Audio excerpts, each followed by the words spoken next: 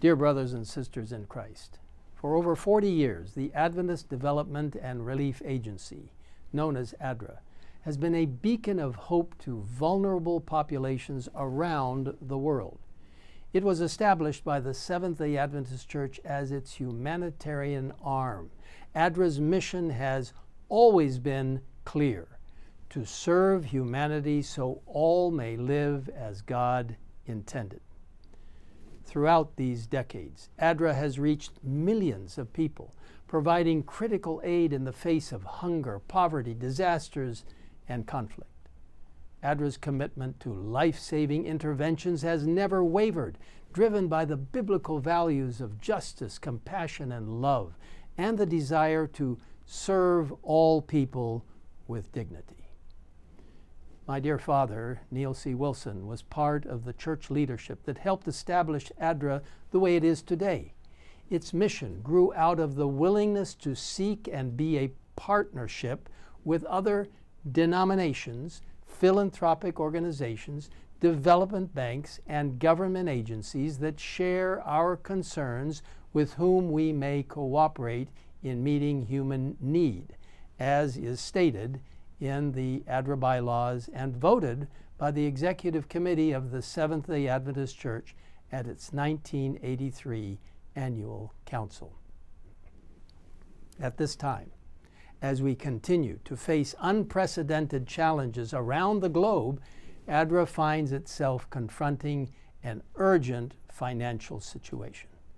The temporary freeze in the United States government funding, particularly from the organization called USAID, has created a gap that impacts its ability, ADRA's ability, to sustain critical programs. This challenge has forced ADRA to reassess the immediate and long-term impact on its current operations. But even in the face of such challenges, ADRA remains resolute. We, and I am a part of the ADRA board, so I say we are committed to ensuring that aid reaches those who need it most, no matter the obstacle. In this time of difficulty, we turn to you, our beloved church members, donors, and communities for support.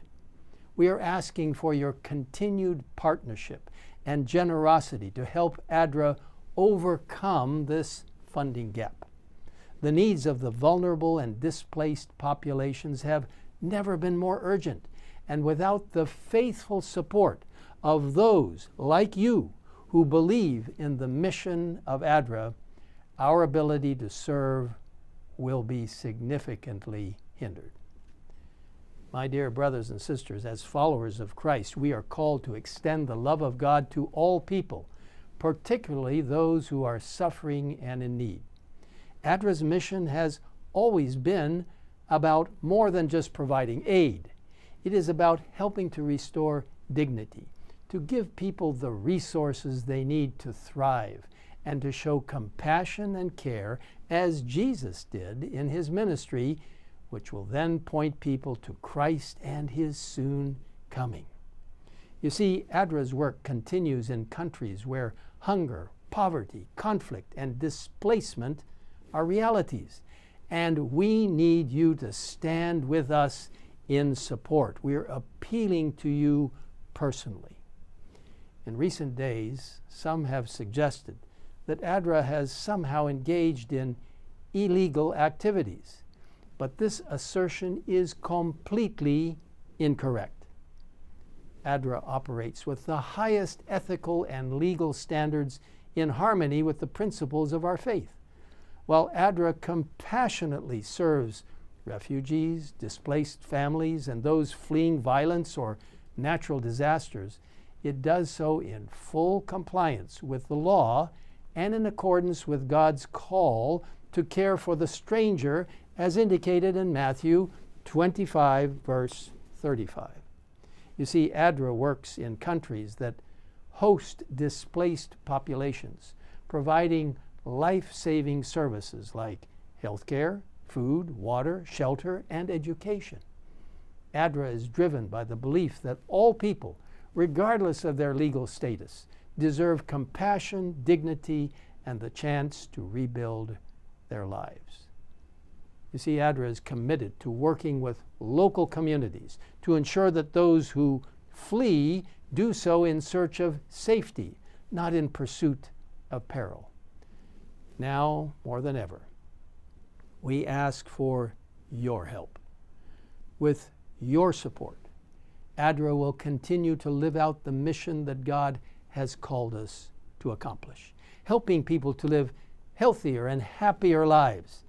As we read in Proverbs 14, verse 31, whoever is kind to the needy honors God.